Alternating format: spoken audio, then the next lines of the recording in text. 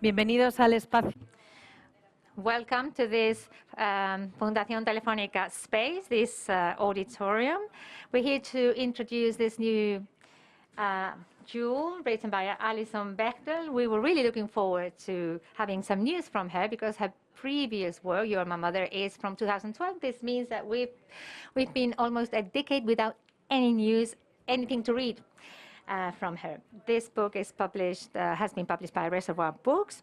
It's been long expected because to be waiting for something from Fang Hong's author for a decade is a long time. You know, this is a work that arises from cómic.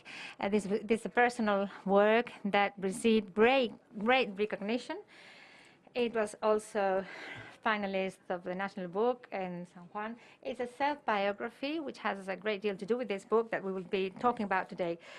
The Secret to Superhuman Strength, which begins as a work on sports, the obsession of the author for sports, about sports, and it becomes a more complex, a more profound, deep, existentialist book, and it ends up being a book about the search for the meaning of life, death, fear of aging, traumas, not dealt with traumas.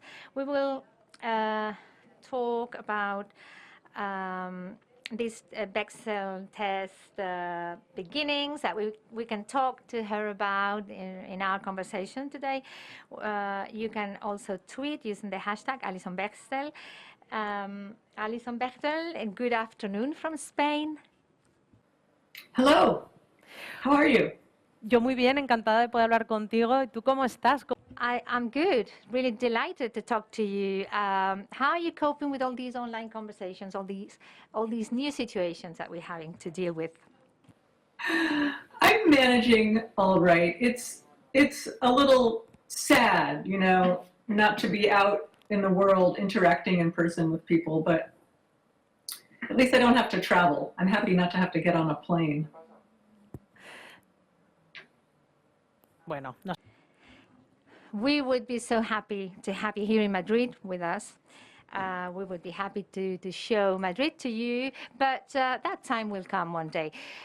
We've come here today to talk about The Secret to Superhuman Strength. It is a very long expected book. Everything you do is of interest to us, and we're really looking forward to it. It is a decade almost since You Are My Mother, 2012. Fat Home is also very related to it. We could almost say that this is like a trilogy. Fat Home about my father, You Are My Mother about my mother, and this one about you, yourself. We can talk about this too. But we said it is a very complex comic book. It begins with your obsession for sports, and then there are different branching off, and it becomes really complex, very enjoyable by readers. Can you tell us a little bit about how the book began and how it began to be more complex, to be more complicated? Yes, I thought I was going to be writing a light, fun memoir. After writing these two sort of more dark and difficult memoirs about my parents, Fun Home and Are You My Mother, I wanted to do something that was fun and something that I thought I could do very quickly. So I've always loved exercise. It's always been a big part of my life, and I thought that would be a good topic. It's something many people are interested in. It's very current. But the more I started to write about my exercise life, the more I realized it wasn't just exercise. It was connected to many other things. It was connected to my creativity. It was connected to my fear of death, my struggle to come to terms with my mortality, my intimate relationships. All of these things somehow started coming into this simple, fun story about exercise and making it much more complicated and a little darker. So that's kind of what happened.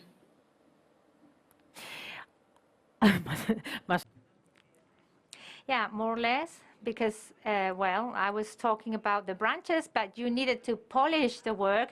You needed to prune it. You needed to try to cope with it because it was kind of running out of control somehow. Yes, I think as a memoirist, I don't know what that word is in Spanish. I have no idea how you translate that. But as someone who writes about their own life, my problem is always, I want to write about everything. I want to somehow convey the whole story, everything I've ever done, which of course is impossible. That's not a coherent story that anyone is interested in hearing about. But I did try to get everything in my life into this book, but at a certain point I had to start pruning it, as I think you were saying. Yo decía Yeah, I was mentioning this trilogy. We journalists talk about this very often. This is like a third book of the trilogy. From Home, I'm a Mother, and this is the secret of the secret to superhuman power, strength. Was it your idea in the first place? Is it something you had in mind, or did it really come about later on? I did not think of it as a trilogy as I was working on it. I mean, I guess over time it began to seem like that might be what is happening. The books about my parents are also books about the ways in which each of my parents sort of stymied my own self. My parents were both very powerful figures in my life, and they both inspired me as a cartoonist, as a writer, as an artist, and inhibited me. Like both of my parents had complicated relationships to their own creativity, and they were quite critical. So I always felt like I was sort of trying to avoid their critical glance. And it was by writing these memoirs about them that I sort of freed myself from the ways they had each occupied me. So those two books are books about the self, about my self-development. The book about my mother is actually explicitly about how our selves get formed in earliest infancy, in that early interaction with our parents. So I've always just been interested in the self, and in this new book, the book about exercise, I take that further, and I feel like this book is a book about moving beyond the self, letting go of the self. Transcending the self. Es un libro, decía también. Yeah, it's a book about the search for the meaning of life. The readers will need to read it to see what Alison Bechdel herself learns about her everyday life, her exploration. But what has Alison Bechdel learned about her own creation and through her own creation? What have you learned through that? You know, as a child, I had such an easy relationship to my own creativity. I loved to draw, like most children, like all children. And I spent a lot of time just sitting alone drawing in a very ecstatic state. I was very, very happy when I was drawing. And as I got older, that ecstasy started to happen less and less. My relationship to what I was drawing got more complicated, as happens with all of us. I was now more conscious of criticism, and I wanted to make sure I was doing really good work. I started to doubt what I was doing. And by the time I was actually drawing and writing comics for a living, all of that had become even more fraught and almost painful, I would say. Like, I was fairly productive as a cartoonist, but it was always hard work to, go in there and think something up and put it out on a page. I would have moments of that blissful flow state. I don't know if you have a term in Spanish for this state of rapt absorption in something that you're doing. And that's what I felt as a child. Like I stopped existing, and I was just the experience of what I was doing. It was just this experience of drawing. So I have fleeting experiences of that as an adult, but I'm always hoping to get back to that enchanted state of childhood creativity.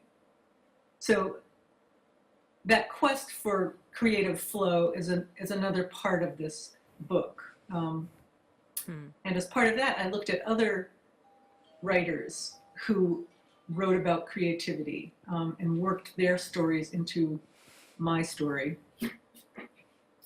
as I try to figure this mystery out.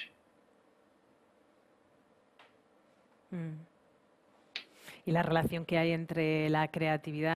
And the relationship between creativity and exercise, the relationship between this obsession about exercise that has to do with obsession about creativity, because you explain, or we readers understand it when we read the book, that this is a parallel relationship, exercise with the result of exercise, also with creativity involved. This is a book in which you also contribute a lot of references, lots of parallel paths. We have Jack Kerouac, we can discuss about him later, Coleridge, Emerson. But above all, there is Margaret Fuller, who is a 19th century author. Most of the characters are 19th century characters. That has to do with a moment when literature gets in connection with nature in a more contemporary, cross-cutting way. But we would like you to explain about Margaret Fuller, a fascinating character that you feel very identified with yourself. Yes, I love Margaret Fuller. I didn't know much about her. I mean, I never heard of her until quite late in my life. I was probably in my mid-40s before I heard of this remarkable woman. But she was one of the American transcendentalists. I've always been fascinated with the transcendentalists. I never knew what they were about, and I still don't, even after having studied them for many years. But she was a young woman. She was born in 1820, which was a very, not a great time to be born as a woman. You were pretty much doomed to just getting married and having children. But her father was a lawyer, and he educated her in the classic way that a boy of that era would have been educated. So she was super smart. Like, she ate up this education. She studied Latin and Greek, and she was a bit of a prodigy, which became somewhat difficult for her. There was not really a place or a role for an intellectual woman in this, mid-19th century American culture. Her father started to regret that he had ever taken this path, because now she was basically unmarriageable. Men didn't want, a brilliant wife. But Margaret made her way against all of these odds to become a journalist, to travel to Europe, to live in Rome during the Republican Revolution there. She was a war correspondent. She was sending reports back to the New York City newspapers. So she was just a very fascinating character. I had read a wonderful biography of her by a woman named Megan Marshall. And I don't know, somehow she just got under my skin and she found her way into this book. She died quite tragically, very young, at age 40, as she was sailing home to the United States with her husband and baby. They got in a shipwreck. So she had a very short, tragic life, but really made her mark. And, you know, she's just a very inspirational character. Like, I've had so many benefits that she did not have. I kept comparing myself to her, you know, quite unfavorably. Like, I'm so lazy, you know, I'm not thinking of other people. I lead this lazy, selfish life. So her story gets woven into mine in a way, along with these other writers. Es muy inspiradora su historia. Yes, a very inspirational story. The way you make it yours, the way you find parallel stories. You tell us about how difficult Margaret Fuller's life was, but she made her way to the top. She managed to also do the things that would have been expected from her. You tell us about how difficult it was for you to find yoga classes, so you find a way to laugh about your all disturbances, your and this is the differentiating factor in your work, this tragicomical aspect, tragical-comical aspect. I'm not hearing a question there. I'm not sure what you're asking me right now. Sorry. Sí, para que nos expliques. Yes, could you explain how you use humor? Fun Home, for example, is a tragic comedy in a way. You tell about an attic comedy, and I was saying that using Margaret's story, you found a way to laugh about things that are traumatic in a way, but you always know how to find humor in this connection between the dramatic and the comedy aspects. I hope I do. I worry sometimes about talking too much about humor because I'm afraid that I'll lose my ability to do it if I think about it too much. But yeah, I do like to see the absurd side of life, and even in Margaret Fuller's, you know, awe-inspiring story, there are funny parts where she just had a very sort of unfortunate romantic life. She was always pining after people who weren't interested in her. But I feel like that humorous take is something I learned as a child, learned in my family. Probably, my parents, well, my mother in particular was quite funny. And as anyone who has read Fun Home knows, I grew up in this unusual situation. I grew up in a funeral home.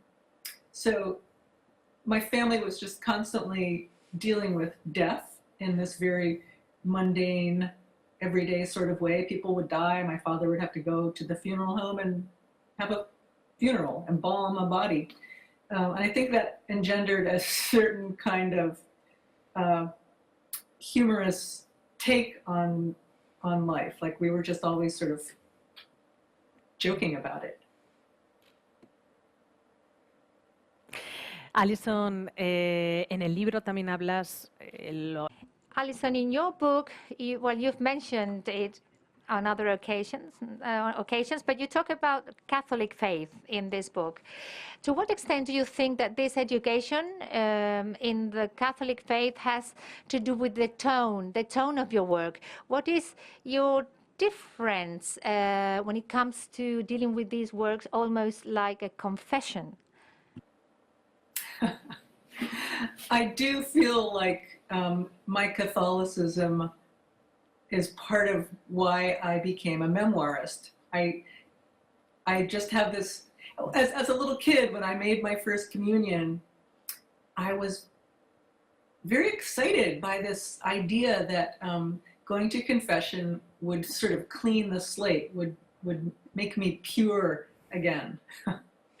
And that has remained a kind of fixation, even as I've become an adult and I no longer practice Catholicism. That impulse to confess has persisted. One of the other writers who I talk about in this book is Jack Kerouac, who was also raised Catholic and also had a strong compulsion to confess. Many of his books are thinly disguised autobiography. I don't know what it is. It feels like I just want to get everything off my chest. I just want to tell everyone everything I've done so I can be freed from it somehow. Ya, a ti no te resulta. And don't you find it fascinating? Because, well, someone may try to get rid of your traumas, like to free yourself, but it's difficult sometimes to find the key that can help you coincide with other creators, no? Don't you find it fascinating that the more personal your work is, the more universal it is at the same time? I do think that's really interesting. I mean, when I wrote Fun Home, I knew it was a very strange story, like a very idiosyncratic story, very particular, just a lot of circumstances that other people wouldn't necessarily share. But rather than try to tone those down, I just let myself go into them deeply, just to explain the very particular circumstances of my life. And I do think that enabled other people to connect to this unusual childhood story in a surprising way. I think it doesn't matter what the particular circumstances are if you can write openly and honestly, like if you can really convey the actuality of an experience. So that's what I tried to do. I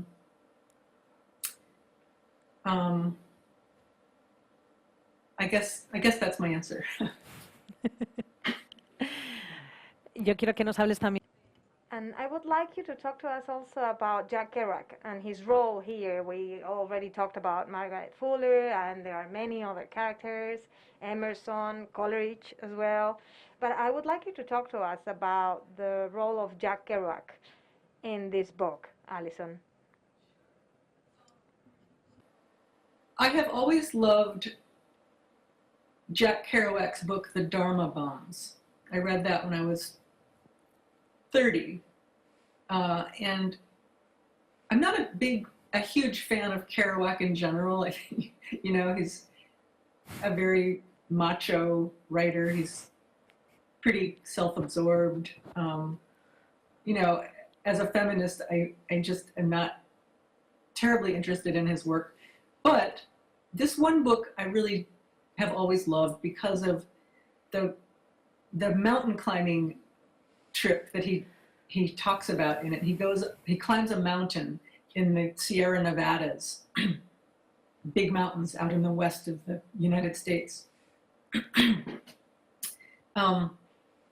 And both of these, he does this with his friend Gary Snyder, who's a poet. And both of these guys were studying Buddhism, had become pretty serious students of Buddhism and meditators. They both had active meditation practices. So as they climb this mountain, they're talking about Zen, and they're sitting and meditating on top of the mountain. And it was just very entrancing for me as a young person to, I too loved the outdoors, loved hiking, loved mountains. And the book just, just sort of fell in love with that story. And as I was thinking about telling my own story about physical exertion and exercise, which has a lot to do with nature and being outside, a lot of the exercise I pursue is outdoor activities. I just felt like that book was something I wanted to draw on somehow. And I actually recreated the hike that Kerouac and Gary Snyder did as part of this book. I had a trip to California with my partner, and I was determined to find that mountain and climb it. So my partner Holly and I trained, we practiced so that we could hike such a high mountain. I'd never gone up a really big mountain like that. It's almost 12,000 feet.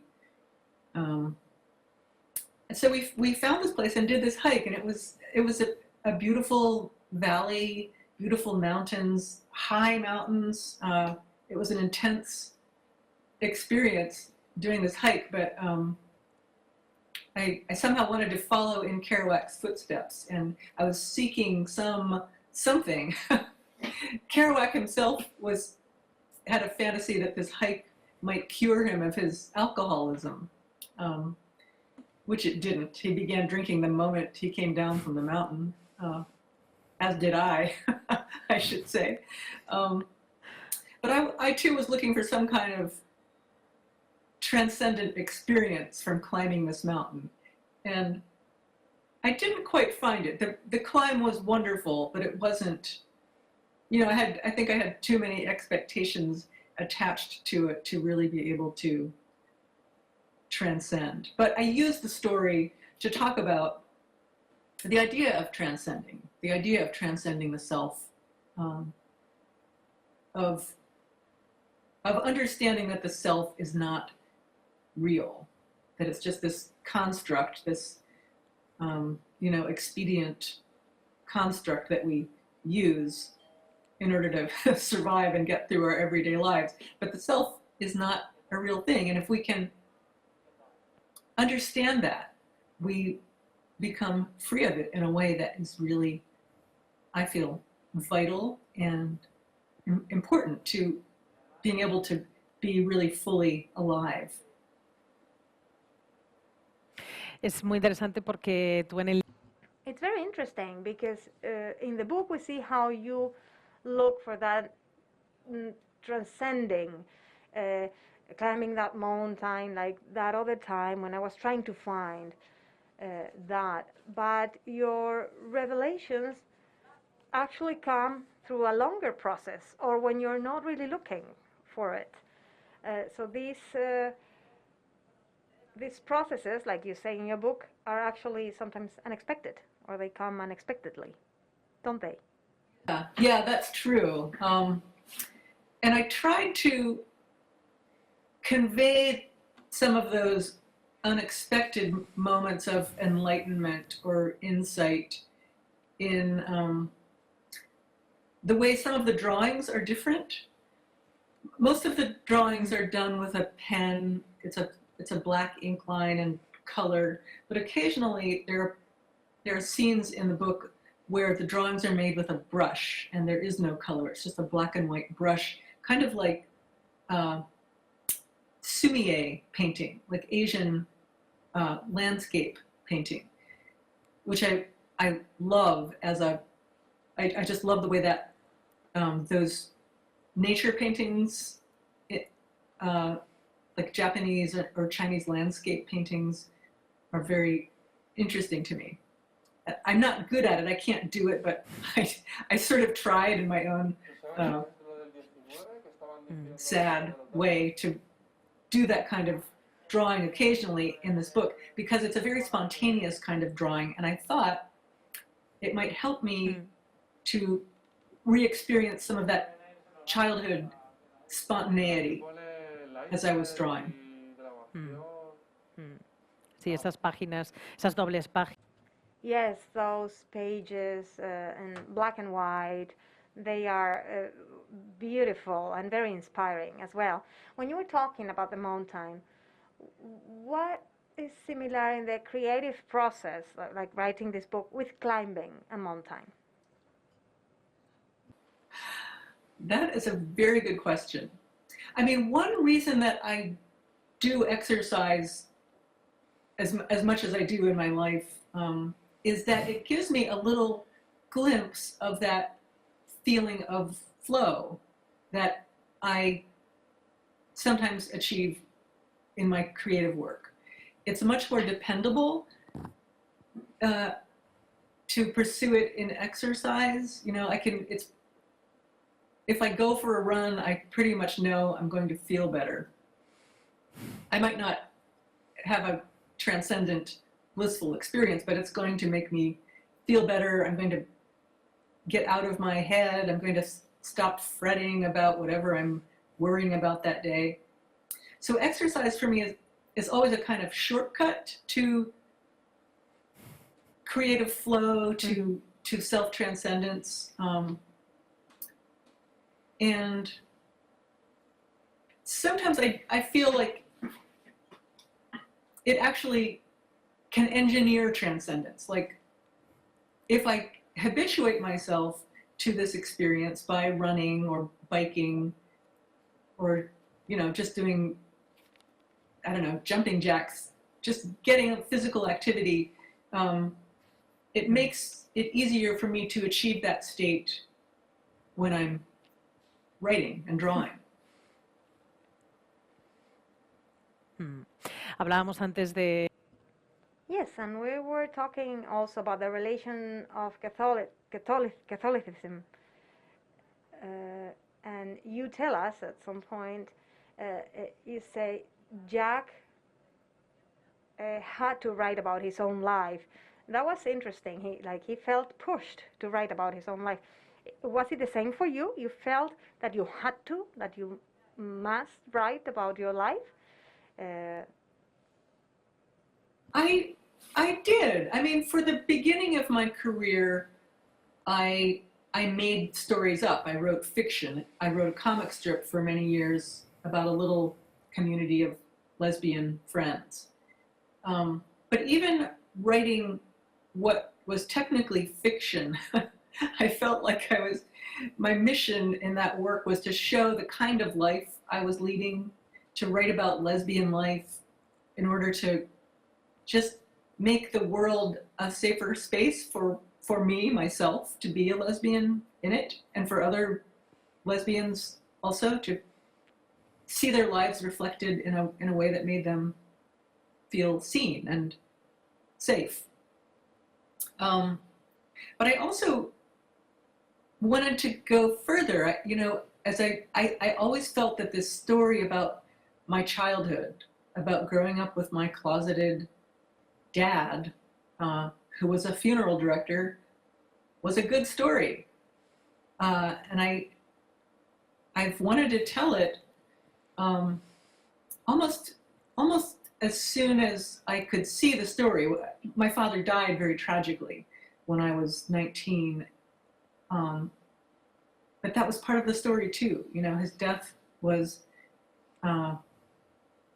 just a kind of mystery I was compelled to work out, to solve over the course of my adult life.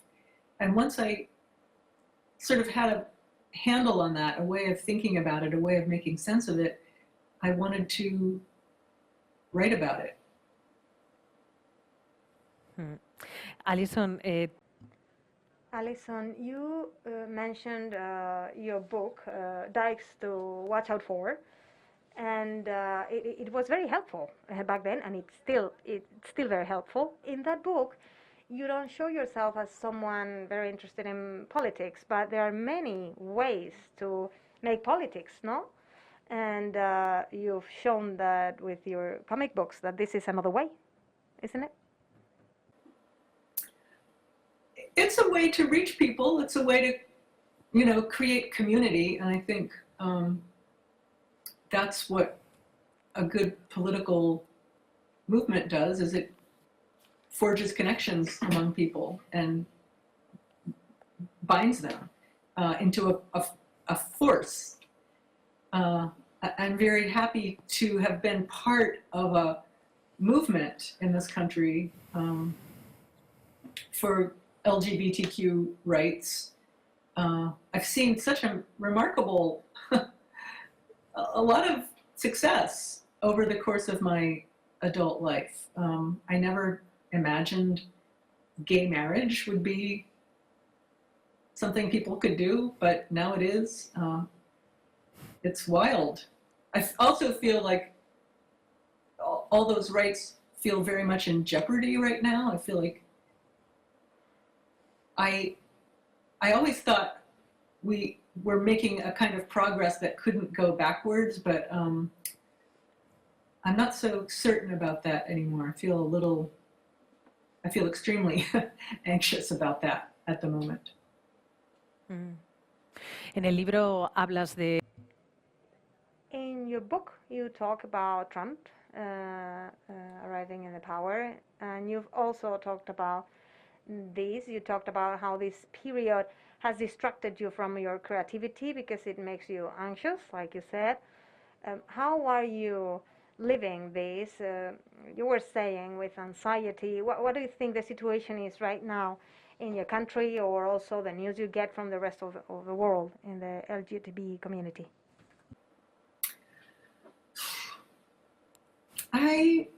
I don't know. I feel very anxious about pretty much everything. I mean, even apart from the political situation or the situation for LGBTQ people, the planet is in flames. You know, we're living with this terrible climate situation that could, you know, put an end to all of us, and we're just not dealing with it. You know, it makes me crazy. Like that is what we should all be focused on. But instead we're sort of devolving into fascism, it feels, and it's very upsetting. I feel sometimes very vestigial or just pointless as an artist. Like, what am I? I'm not doing anything to help the planet. But all I can do is, you know, this is my skill. I tell stories. I draw pictures. All I can do is keep doing that and hoping that some little message of hope or comfort comes through to the people who need to hear it. Y la verdad es que llegas a muchísimo. And the truth is that you reach to a big audience.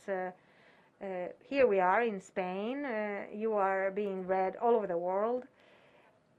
And well, what kind of responsibility that makes you feel when it comes to writing your next work? What you were saying, what can I do for this planet? What can I do for the world? What can I do for others? Does that give you strength to maybe start writing, creating a new work that can make you contribute this? I don't know. It inspires me and freezes me with terror because it does feel like a huge responsibility. But I need to not think too much about that. You know, I need to just do the work. But for me, I feel like my next book is very much going to be about how do we live now in this world? Mm-hmm. What can we do in our individual lives to help? I don't know. I'm going to try and find out. I'll let you know. In this book, you tell us about, I don't know, maybe routines, because you tell us about the way you work, because sometimes it's very compulsive, sometimes you have a deadline and you have 24 hours working non-stop, but how would be your daily work routine, for example? I've gotten a lot better about this over time. When I was younger, I would work in binges. I mean, I have a problem that I think many creative people have, which is that I don't really, I procrastinate. You know, I put off working until the deadline is very close, and then I work all out. Then I stay up all night or multiple nights. I work really intensely for weeks, and then I crash. That's what I have done typically, but I can't, I'm too old now to stay up all night like that. So I've gotten a little better at managing my time. But I do like that pressure of a deadline, because that too induces the flow state that I've been talking about. When there's that much pressure on you to get your work done, you can't think about anything else. And I love that. It's a very pleasurable state to be in. You can't sustain it, but while it lasts, it's a very good feeling. So I'm much more disciplined now. I get up early and do my writing, and I don't stay up too late anymore. Bueno, Alison, Okay, Alison, well, we're gonna close here, but there's a moment in the book where you tell us about, you give us some kind of instructions about how you start with all kinds of sport routines, and then on the next page you give us some like instructions for life, and there you confess, you admit how weird it is for you to be recognized, talk about yourself, giving interviews. Is that changing with the years, or is it still like that for you? I'm not exactly sure what the question was, but I will say that I find it very odd to be giving interviews and talking about myself. I think that when I was younger, I enjoyed that a lot more. I was very eager to talk to anyone who was willing to listen to me, and I'm not quite as excited about that anymore, I'm sorry to say. pues por eso queremos agradecerte mucho que nos hayas regalado este tiempo. This is why we are so happy for you to have given us your time to talk about this book, The Secret to Superhuman Strength. I have to acknowledge that I felt moved at points. I sometimes even cried, and that is not so easy with these types of books. Thank you. Alison Bechdel. Alison Bechdel, thank you very much for being with us today. We're really looking forward to your next work. We're hoping we won't need to wait for another 10 years. Thank you so much. Bye.